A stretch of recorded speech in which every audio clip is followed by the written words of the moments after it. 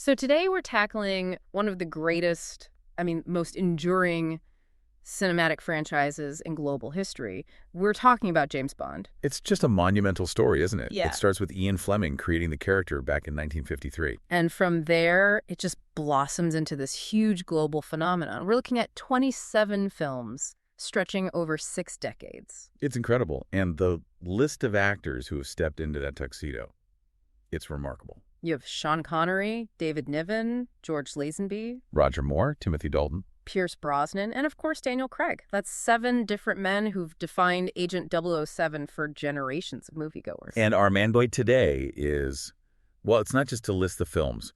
We want to conduct a really intensive analysis of this whole body of work. Yeah. Kind of trace the production history, look at the immense financial side of things, the critical reception over the years, and really the core stories that define Bond and have allowed him to evolve. Let's just start with the sheer scale of it all. This isn't just a film series, it's an industry. It is. 27 productions in total. But the absolute cornerstone, the bedrock of it all, has to be Eon Productions. Eon. Founded by Albert R. Broccoli and Harry Saltzman, they produced 25 of those 27 films. And their real genius right from the start was structural.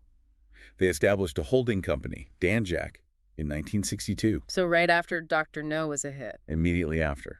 And this was specifically to hold the rights for all future productions. It's a clever mechanism. Eon handles the making of the films, but Danjaq holds the intellectual property. It shields the core assets. And that structure, that's what's provided the stability for, 60 years? Even when things got complicated with distributors or financing. Exactly. And that legal separation is also what created the room for those two major non-Eon exceptions to happen. It all came down to disputed rights. We absolutely have to get into those legal battles later. They really did shape the whole history. But I think we have to start with the foundation, the money. To understand why Bond has persisted for so long, you have to follow the economics. Okay, so let's get into the financial architecture and the changing ownership. Tracing the corporate side of this reveals a pretty fascinating story. What's really striking is just how quickly they established the blueprint.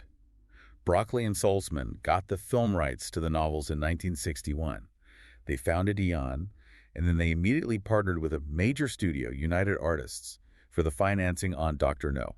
So that was the template right from the start. Producer vision, backed by major studio money and distribution. And it was a template that held for more than 50 years. And the results of that partnership are they're breathtaking. If you look at the raw numbers, the unadjusted box office gross, the series totals $7.8 billion. Which makes it the 5th highest grossing film series in the world. But that's the nominal figure. And for a franchise this old, that figure is, frankly, misleading. The real indicator of its scale is when you adjust for inflation. Right. If we use $2022 to standardize the earnings, the revenue from just the 25 Eon films, it swells to over $19.2 billion. $19.2 billion. And then, if you factor in the 2 non-Eon films, the grand total pushes past $20 billion. This isn't just a successful series, it's a global asset of almost unparalleled value. 20 billion puts it in the same conversation as things like Star Wars or the Marvel Cinematic Universe. It absolutely does. And that adjustment is so vital because it properly contextualizes those huge early hits. I mean, films like Goldfinger and Thunderball, you could argue they invented the modern blockbuster. And this shows their true drawing power compared to films today. Correct. Goldfinger, for example, costs very little to make by today's standards, but its inflation-adjusted gross revenue is competitive with some of the biggest blockbusters of the 21st century. That history of efficiency and massive returns is what made the IP so valuable. But even with all that stability, the corporate structure is facing, its biggest disruption in decades, right? We have to talk about the huge shift that started in 2025. This is a monumental pivot. In February 2025, the news came out that Amazon MGM Studios had gained full creative control over the franchise. And that's not just a change in who distributes the movies. Not at all. It's a change in the central engine room. And the news that came with it was just as significant. The longtime producers, Barbara Broccoli and Michael G. Wilson, were stepping down from active producing. They're still co-owners, though. They retain their role as co-owners, which is critical, but they're not producing the films day-to-day anymore. And that is a definitive end of an era.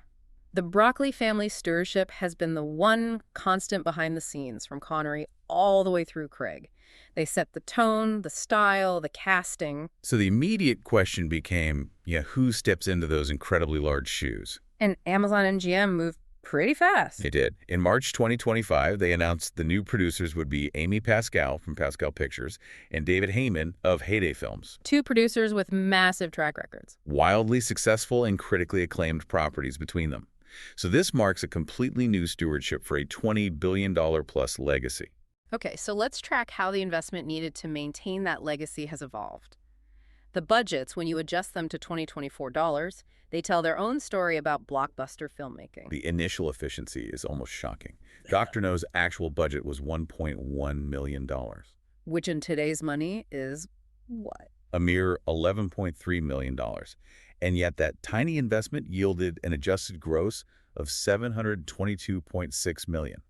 That's an unbelievable return. A perfect example of a lean thriller just maximizing its reach. But the budget scaled up pretty quickly after that. Immediately, reflecting the audience hunger. By 1965, with Thunderball, the adjusted budget was already $67.5 million. That's nearly 6 times the cost of Dr. No, just 3 years earlier. It shows the massive financial leap they had to take to deliver the escalating spectacle that audiences were now demanding. And that trend really accelerated with Roger Moore, didn't it? Things got bigger. Much bigger, culminating in spectacles that, well, stretched reality. You look at Moonrakers in 1979. The actual budget was $34 million, which is $147.3 million today. A 9-figure budget to send Bond into space. Exactly. They were capitalizing on that post-Star Wars appetite for science fiction, and it required a massive commitment. But the real transformation, where Bond becomes this 9-figure industrial machine, that happens under Daniel Craig. The budgets just soared. They peaked with Spectre. The investment in that film is staggering. The reported production budget alone was somewhere between $245 and $250 million. And that's before marketing. Right. Sources indicate that if you include the $100 million plus global marketing budget, the total investment was approaching $350 million. $350 million. Even using the lowest production figure and adjusting it, you're talking about a commitment of over $325 million in 2024 dollars. That level of spending puts Bond among the absolute most expensive film properties in the world. It's an incredible financial leap from that lean $11 million thriller in the 60s to a $350 million global investment today. And that leap is mirrored perfectly in the scale of the ambition you see in the stories themselves. The story of Bond is inseparable from the resources they had to tell it. Absolutely, which is a perfect transition. Let's look at the Eon filmography now, tracking the actors and the narrative shifts.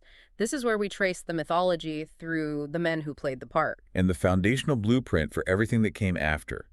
That belongs squarely to the Connery era, 1962 to 67, and then his return in 71. He established the tone, the cruelty, the style, and the core villains. The Connery films gave us the absolute core of the mythology. It started right away in Dr. No and From Russia with Love, with the introduction of Spectre. The special executive for counterintelligence, terrorism, revenge, and extortion. This wasn't just a generic crime syndicate. It was a highly organized transnational network. In Dr. No, their goal was to disrupt the American Project Mercury space launch. From a base in the Caribbean, yes. And then immediately in From Russia with Love, the plot becomes much more personal. Spectre wants revenge on Bond for killing Dr. No. And they used that Soviet Lecter cryptographic device as bait to lure him into a trap. A trap masterminded by Rosa Klebb and Kronstein. It's classic espionage. But then comes Goldfinger in 1964. And this is arguably the film that turns the franchise from a successful series into a global pop culture event. It really is. This film solidifies that blend of spectacle and gadgetry. And you can't discuss Goldfinger without, of course, mentioning the debut of the Aston Martin DB5. Which became a character in its own right. It shows up 7 more times, all the way to No Time to Die. And the plot of Goldfinger was just a masterclass in high-stakes villainy. Or Goldfinger wasn't just planning a robbery. No, his plan, Operation Grand Slam, was much bigger. He was going to contaminate the U.S. gold reserve at Fort Knox with a dirty bomb, making the entire stockpile useless and massively inflating the value of his own private gold holdings. It was diabolical. And he had his terrifying henchman, Oddjob, with that lethal bowler hat. There's also that detail where he kills the U.S. mafiosi he'd hired, just to avoid paying them. It just shows his extreme cruelty and greed. Connery's initial run ends with You Only Live Twice, where we finally see Blofeld's face operating from his volcano lair. And capturing American and Soviet spacecraft. And then Connery returns one last time for Eon in Diamonds Are Forever, which again leads back to Blofeld, this time with a laser satellite he plans to auction off. Which brings us to a really unique and often overlooked moment, the Lazenby interlude in 1969. On Her Majesty's Secret Service. Just one film for George Lazenby, but its narrative impact is huge because of the emotional weight it puts on Bond. This film is a monumental shift. Bond is hunting Blofeld, but he meets and genuinely falls in love with Tracy DiVincenzo. He even marries her. It's the one time Bond finds real personal happiness and stability. Which makes the ending so powerful and so necessary for the character. It's just devastatingly tragic. Shortly after the wedding, as they're driving, Tracy is shot and murdered by Irma Bunt, Blofeld's partner. A truly terrible moment. It's a raw, emotional wound. Bond finds true love, only to have it violently ripped away. And that trauma, that vulnerability, it defined his internal life for decades. Even if the later films didn't always mention it, it set a precedent for personal stakes that wouldn't be matched until the Daniel Craig era. And after that darkness, we enter the Moore decades, from 1973 to 1985. And Roger Moore immediately took the series in a dramatically different direction, lighter, more fantastical. It started with Live and Let Die in '73. The Moore era was very quick to adapt to contemporary pop culture. So instead of Cold War spies, we get elements of the blaxploitation genre, voodoo, and drug production. The villain, Dr. Kananga, is both a Caribbean dictator and an American gangster, Mr. Big. His operation was massive. He was producing 2 tons of heroin and using the local fear of the occult to keep his poppy field secure. And they just kept pushing the ambition. With Moonraker in '79, it's a huge shift from drug lords to, well, high-tech space paranoia. It feels like a direct response to Star Wars, doesn't it? A maximalist pivot to sci-fi espionage. And Hugo Drax's plot was apocalyptic. He wanted to wipe out all human life on Earth with a nerve gas. And then repopulate the planet with a hand-picked, genetically perfect master race from his hidden space station. The scale of the threat had reached its absolute zenith, the destruction of all humanity. You can't really top that. But even in Moore's last film, A View to a Kill in 1985, the threat was still geographically devastating. Max Zorin's plan in that film was all about corporate monopoly. He wanted global control of the microchip market. So he planned to trigger massive floods along the Hayward and San Andreas faults. By detonating explosives, yes. The idea was to destroy all his competitors in Silicon Valley. It's a very high-tech corporate threat disguised as a natural disaster. So after all that high-tech escapism, we get the Dalton era, 1987 to '89, a brief but really crucial period of recalibration. Timothy Dalton's 2 films, The Living Daylights and License to Kill, deliberately brought back a grittier, more grounded tone. It was necessary to bring Bond back from space, so to speak. The Living Daylights felt more like a classical spy thriller. But the key moment of the Dalton run has to be A License to Kill. Undeniably. The whole narrative is driven by personal loyalty and raw, unfiltered revenge. It completely overrides his professional duties. The stakes are set so early with that devastating personal trauma. Yes. The drug lord front Sanchez escapes, and in revenge, he maims Bond's CIA friend, Felix Leiter, and then horribly, brutally kills Leiter's wife. It's an incredibly shocking and awful act of violence. You feel for the victims, Leiter and his wife, so deeply, it just breaks Bond. It does.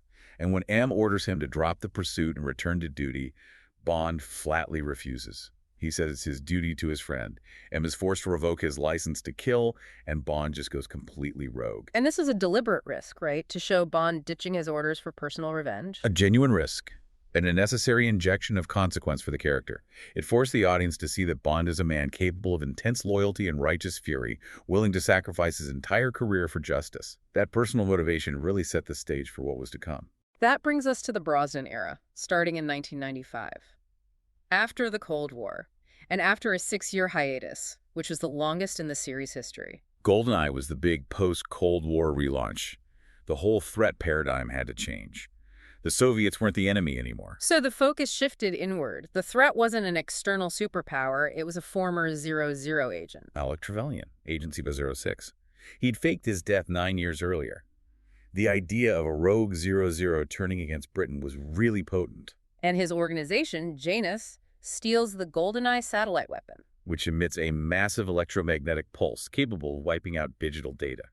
His goal was pure financial terrorism and revenge against the UK. He planned to use the pulse to erase all the financial records at the Bank of England, destroying the British economy. A very 90s digital kind of threat. Exactly. And the Brosnan films kept up that mix of high stakes and high technology, culminating in Die Another Day. Which starts with a narrative element we'd never seen before in an Eon film. That's right. Bond is captured in North Korea and subjected to brutal torture for 14 months. 14 months. That's a crucial piece of character history. He's never endured that kind of sustained torment before. And when he gets back, he's suspected of leaking information. But he goes on his own mission to track down the man responsible, who has used gene therapy to assume the identity of a British billionaire, Gustav Graves. And Graves has the Icarus Mirror satellite, a sun gun. A massive orbital weapon designed to concentrate solar energy into a beam powerful enough to cut a path through the Korean DMZ, forcing a reunification of the two countries. It was a technologically extreme threat that really capped off the spectacle of the Brosnan era. Which leads us directly into the Craig reboot and the conclusion of that arc. This era completely reset the clock. It stripped away the camp and focused on serialized storytelling. Casino Royale in 2006 was that necessary fundamental restart. It shows us Bond earning his vessel status. Yeah. The plot focuses on the terrorist financier Le Chiffre. But the narrative really hinges on the emotional trauma from the double agent, Vesper Lind. Absolutely. Vesper is being coerced by this villainous organization, and she ultimately sacrifices herself to save Bond. She dies, leaving Bond deeply scarred and convinced she betrayed him. That raw, personal trauma feeds directly into Quantum of Solace. The first direct sequel in the franchise's history. It picks up moments after Casino Royale ends. Bond is dealing with the organization that coerced Vesper, a group called Quantum. Their plot is insidious. They plan to seize control of Bolivia's entire freshwater supply. That focus on ecological and corporate terror was a hallmark of the Craig villains. It was. And Bond also gets a measure of closure about Vesper. He finds and brings to justice her former lover, the man who was responsible for coercing her. It concludes that initial arc. And the narrative cohesion just ramps up from there, starting with Skyfall in 2012. Skyfall focuses entirely on the vulnerability of MI6 and specifically M's past. The villain is Raul Silva, a former top agent who M had surrendered to the Chinese years before. And his goal is deeply personal revenge against M. Which leads to that assault on her home. And despite Bond's efforts to save her, M is tragically killed in the conflict. The death of M was a huge shock. A constant presence for almost 2 decades, gone. And this leads to the ultimate reveal in Spectre. The trail Bond follows after M's death leads him to this sinister organization, Spectre, led by Franz Oberhauser. And Oberhauser reveals his true identity. Ernst Stavro Blofeld. But the twist wasn't just the name, it was the personal connection. A deep, shocking connection to Bond's childhood. Yes. Blofeld reveals this personal vendetta that stems from childhood jealousy. His father took in the orphan James Bond, and Blofeld resented it intensely. He claims he murdered his own father, faked his death, and reinvented himself as the mastermind of Spectre. And he takes responsibility for everything Bond has suffered. The death of Vesper, the death of M, all of it was part of a calculated effort to torment him. So Blofeld wasn't just a supervillain. He was Bond's jealous stepbrother, using Spectre's terror attacks to create the instability that would make his Nine Eyes global intelligence network seem indispensable. The personal stakes were at their absolute peak. And this all leads to the conclusion in No Time to Die. A film with the immense task of closing that entire 5-film arc. It introduces the Heracles weapon. A nanoscale bioweapon. And it's programmable by a genetic marker, a targeted killer, and the film just starts layering on the tragedy from there. It starts with the death of his old friend, Felix Leiter. A terrible loss. Yes, Leiter dies after being betrayed by a colleague while trying to help Bond. And this forces Bond out of retirement to seek vengeance. It all culminates with the villain, Safin, capturing Madeleine Swan, the woman Bond loves, and their 5-year-old daughter, Mathilde. And then comes the ultimate sacrifice, the definitive end. Safin infects Bond with a strain of the nanobots that are programmed specifically to kill Madeleine and his confirmed daughter, Mathilde. It's the ultimate inescapable trap. He can't go near them ever again. He can't. So after confirming Mathilde is his daughter and sharing a final heartbreaking farewell, Bond chooses to sacrifice himself. He stays on Safin's island base to ensure the incoming missile strike destroys the Heracles factory, and him along with it. Concluding his service, his mission, and his life to save his family. A deeply sympathetic and powerful end. A definitive end to that arc. But to really appreciate the complexity of this franchise, we have to look at the disruptive elements that challenged Eon's control. The legal entanglements, and the non-Eon films. The production history is so defined by messy legal paperwork. Eon's control was almost absolute, but there are these two significant outliers. Both stemming from rights that Ian Fleming had sold off before Eon even existed. And the first is the completely absurd and unique Casino Royale from 1967. How did that novel escape the Eon umbrella? Fleming sold the rights to that one novel separately way back in 1954 to a producer named Gregory Ratoff. The rights eventually passed to Charles K. Feldman, and he refused to sell them to Eon. So instead, he produced this massive, star-studded Bond spoof with David Niven as the retired Sir James Bond.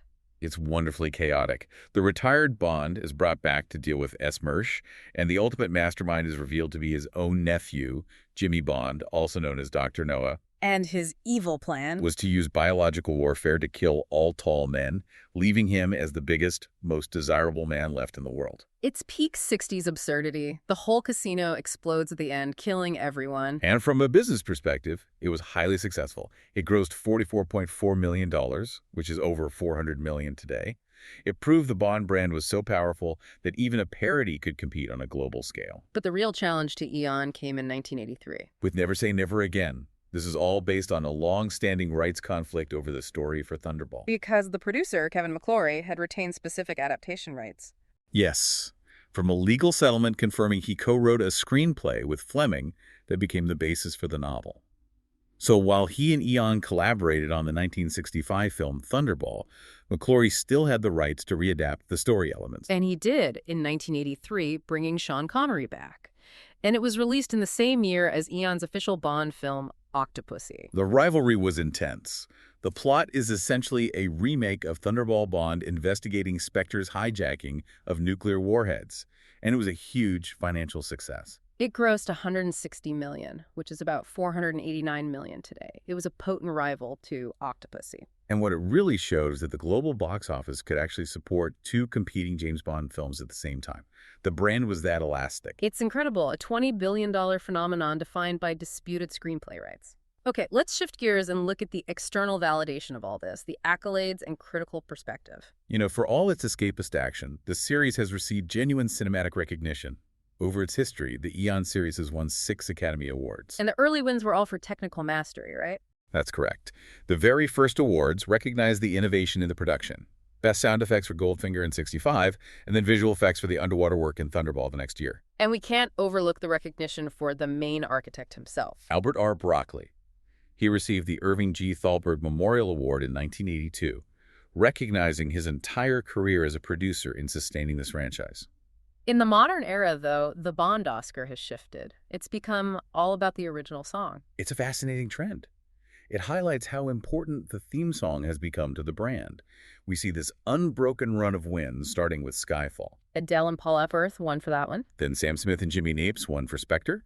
And most recently, Billie Eilish and Phineas O'Connell won for No Time to Die. That's 3 wins in the last decade. It confirms the theme song is now this essential award-winning part of the franchise.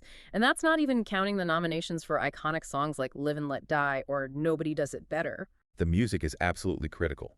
But to get a balanced view, we should also look at the critical reception over the years, using aggregated scores. And what's interesting there is that the most lauded films are either from the very beginning or from the most recent reboot. The critical peaks are consistently high. Goldfinger is at an incredible 99% approval rating. From Russia with Love is at 97%, Dr. No at 95%. This shows that initial gritty blueprint remains perfect in the eyes of many critics. And in the modern era. The high point is the reboot. Casino Royale hit 94%, and Skyfall achieved 92%. So the highest quality, according to critics, is when the franchise either established its original blueprint or when it did a hard reset and rebuilt the character with emotional focus. Precisely. And in contrast, you can clearly see the lowest critical points. They tend to happen in the later Roger Moore era, where spectacle sometimes overshadowed plotting. A View to a Kill is down to 36%. The Man with the Golden Gun at 40%. We also have cinema score data, which shows what audiences thought on opening weekend. And the audience reception is always enlightening. The public rated the modern entries very highly. Skyfall got an A, Casino Royale an A-. But the darker, serialized tone sometimes got a mixed reaction. Right. Quantum of Solace received a B-, suggesting audiences maybe struggled with a sequel that felt more like a second act than a standalone adventure. So we've covered the $20 billion scope, the 7 actors, the narrative shifts, the legal headaches, the critical triumphs. It's a synthesis of art, industry, and law. If you synthesize all this material, the central theme is absolutely clear. The James Bond franchise is this unique blend of cinematic mythology and incredibly complex corporate maneuvering. The character is a globe-trotting spy, but the Enterprise itself has always been tethered to these very real-world legal battles and massive financing debates. An industrial empire built on stable legal rights and huge audience commitment. And that industrial scale is exactly why the 2025 shift is so significant. An asset this vast requires meticulous stewardship. It raises a really important question for you, the listener, to think about. The Daniel Craig era ended with unparalleled narrative finality. We saw Bond confirm he had a daughter and then sacrifice himself to save her. So the new production leadership under Amazon MGM and the new producers Amy Pascal and David Heyman, they now have to take this immense $20 billion legacy and find a way forward. They have to honor the mythology, but also overcome the huge narrative challenge set by that emotionally complex, definitive final act of Daniel Craig's tenure. How will they construct a fresh narrative that both respects that history and provides a compelling path forward for 007? We'll all be watching closely to find out. Indeed. Thanks for listening.